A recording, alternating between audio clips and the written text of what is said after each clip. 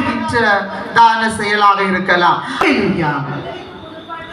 கர்த்தருக்கு புதுப்பாட்டை பாடுங்கள், பரிசுத்தவான்களின் சபையிலும் அவருடைய துதி விளங்குவதாக. எவ்வளவு அருமையான வசனம் இல்ல, அல்லேலூயான்னு ஒரு அருமையான வார்த்தை. இப்போ ஒருத்தங்கள்ட்ட நான் அல்லேலூயான்னு சொல்லுங்க, ஏன்னா அது கர்த்தரை புகழுகின்ற ஒரு வார்த்தை. அந்த வார்த்தையை சொல்ல எவ்வளவு வெட்கம்.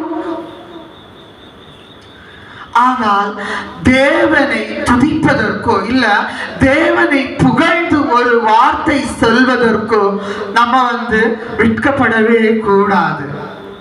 என்னுடைய தவற்றினால் நாளை நியாய தீர்ப்பின் பொழுது என் நியாயம் புரட்டப்படாது இருக்கதா நம்ம பாடுபடணுமே தவிர தேவனை புகழ்ந்து பாடுவதற்கோ இல்ல அல்லேலூயா சொல்வதற்கோ ஒருபோதும் வெட்கப்படக்கூடாது. நான் நடந்து போகும்போது ஒரு கடைக்கு போறேன். திடீர்னு என் பாக்கெட்டலாண்டு ஒரு பொருளை எடுக்கும் பொழுது என்னுடைய ரூபாய் நோட்டு ஒன்று கீழே விழுந்து விட்டது. நான் அதை சற்று தள்ளி பார்க்கும் பொழுது என்னுடைய பணத்தை காணவில்லை, அங்கே இருக்கிறது என்பதை கண்டுபிடித்து ஒருவர் அதை எடுக்கும் முன்னால் நான் என்ன செய்யறேன், ஐயோ அது என்னுடைய ரூபாய், எவ்வளவு சத்தமா சொல்றேன். வீட்டுல சண்டை பிடிக்கும் போது எவ்வளவு சத்தமா சண்டை பிடிக்கிறோம், கெட்டாத்தையில அசால்ட்டா பேசுறோம் இல்ல. ஆனா தேவனை துதிக்கின்ற வார்த்தை நம்முடைய வாயில் வருவது இன்று கடினமாக இருக்கிறது. ஆகவே அருமையான பிள்ளைகளை, ஒருபோதும் தேவனை புகழ்ந்து பாட வெட்கப்படவே கூடாது. இப்போ நமக்கு ஒரு தீமை வந்துட்டுன்னா சிலவங்க என்ன செய்வாங்க, ஐயோ தோத்துறேன் எனக்கு தீமை வந்துட்டு, அப்போ கொஞ்சம் கடவுளை தேடுவாங்க. சிலவங்க நன்மை இருக்கிய நேரம் என்ன செய்வாங்க, ஓ இது எனக்கு தேவன் தந்த நன்மை, ஒரு தீமை வந்துச்சுன்னா தேவனை விட்டுருவாங்க இல்ல. ஆனா தேவனை நம்ம போற்றி பாடுகின்றவர்களாக இருக்க வேண்டும். சரி, ஒருவர் வாசிக்கலாம். சங்கீதம் 47 அதன் 6ஆம் வசனம். சங்கீதம் 47 அதன் 6ஆம் வசனம். தேவனை போற்றி பாடுங்கள்,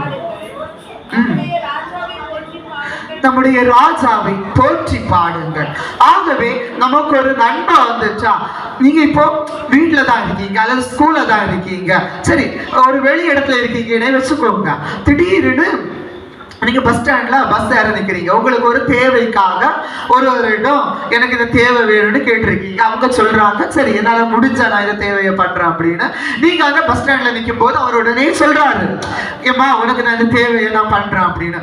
உடனே நீ அந்த பஸ் ஸ்டாண்ட்ல வச்சு உடனே கைத்தட்டி இயேசுக்கு போற்றி பாடையெல்லாம் முடியாதுல்ல. நம்ம மனதுல நன்றி செலுத்திட்டு வீட்டுக்கு அரை கதவை போட்டிட்டு தேவன்கிட்ட நன்றி சொல்லி என்ன செய்யணும், எனக்கு இந்த நன்மைய செய்திகளே தகப்பனே நன்றின்னு நம்ம நன்றி கூறுகின்றவர்களாக இருக்க வேண்டும். சரி, நம்ம எல்லாருமே யாரு, தேவனுக்கு பிள்ளைகள், அப்படிதானே? இன்னும் நம்ம சொல்ல போல நம்ம எல்லாருமே யாரு, தேவனுக்கு மணவாளிகள். அவர் மணவாளன், அப்படிதானே? அவர் வரும் பொழுது நம்ம எல்லாமே என்ன செய்யணும், அவர்கள் கூட போகணும் இருக்காங்க, அப்படித்தானே? செயலாளர் அம்மா செயலர், அப்படித்தானே? சரி, ஒரு நல்ல ஒரு பொறுப்பு தான். அவங்க என்னுடைய ஸ்கூல்ல நான் உங்களுக்கு 10th 11th 12th 3 வகுப்புலையுமே தமிழ் எடுத்திருக்கேன். 10ஆம் வகுப்புல என்னுடைய தமிழ் பாடத்திற்கு 97 மதிப்பெண்கள் எடுத்து முதல் இடம் பெற்றாங்க. அதுக்கடுத்து 95 மதிப்பெண்கள் எடுத்து 2ஆம் இடம், அப்படித்தானே? அதன் பின்னும் 96 மதிப்பெண்கள் பெற்று அவங்க நல்ல ஒரு அவர்கள் கற்ற ஸ்கூலுக்கு ஒரு பெருமையை வாங்கி தந்தார்கள் என்றுதான் நான் சொல்லுவேன். சரி, ஊழியத்திற்கும் தந்ததற்காக நன்றி செலுத்துகிறேன். சரி, நம்ம சொல்லுது, நான் வானத்துக்கு ஏறுவேன், தேவனுடைய நட்சத்திரங்களுக்கு மேலாக என் சிங்காசனத்தை உயர்த்துவேன், வடபுறங்களில் உள்ள ஆராதனை கூட்டத்தின் பர்வதத்திலே வீற்றிருப்பேன் என்றும். அவனுடைய பழையனது தேவனுக்கு இசை மீட்டி வாசிக்கிறது, அப்படிதானே? ஆனா அவன் என்ன நினைச்சான், நான் அந்த மேல யாரி தேவனுக்கு மேலாக என்ன செய்வேன், உயர்வேன் நினைச்சான். இதுமாக அந்த 15ஆம் வசனம் சொல்லுது, ஆனாலும் நீ அகாதனமான பாதாளத்திலே தள்ளுண்டு போனாய். ஆகவே தயவு செய்து உங்களிடம் கேட்கின்ற ஒரு விஷயம் என்னன்னா, நம்ம தாழ்மையை படித்துக் கொள்ள வேண்டும். தேவன் முன்னிலையில் தம்மை தாழ்த்துவதற்கு கற்றுக்கொள்ள வேண்டும். தேவன் முன்னிலையில் தம்மை தாழ்த்த கற்றுக்கொள்ள வேண்டும். பெற்றாருக்கு கீழ்ப்படிய கற்றுக்கொள்ள வேண்டும். விட்டு கொடுக்கின்ற யாருமே ஒருபோதும் கெட்டு போனதா சரித்திரமே இல்லை. ஒருவேளை நீ நல்லா பாடுறியா, உனக்கு மைக்கு சவுண்ட குறைச்சிட்டு வேற ஒருத்தங்களுக்கு கொடுக்கலாம். ஒருவேளை எனக்கு ரொம்ப ராகம் வரலையே, இல்ல எனக்கு இயேசுவ அதிகமா புகழ்ந்து பாடணும்னு ஒரு ஆசை இருக்கலாம், அப்படிதானே? அந்த ஆசை இருந்தா அதற்காக ஒரு வெகுமதி கிடைக்காம கூட இருக்கலாம், அப்படிதானே? ஆகவே நீ என்ன செய்யணும்? நம்ம எங்க ஒதுக்கப்படுவோமோ, எங்க தாழ்த்தப்படுறோமோ, நம்ம தாழ்த்தி கர்த்தரிடத்துல நம்ம ஒப்பு கொடுக்கும் பொழுது தேவன் என்ன செய்வாரு? ஒரு முறை தேவன் நம்மளை என்ன செய்வார்? நிச்சயமாக உயர்த்துவார், அப்படிதானே? ஆகவே தாழ்ந்து கற்றுக்கொள்ளுங்க.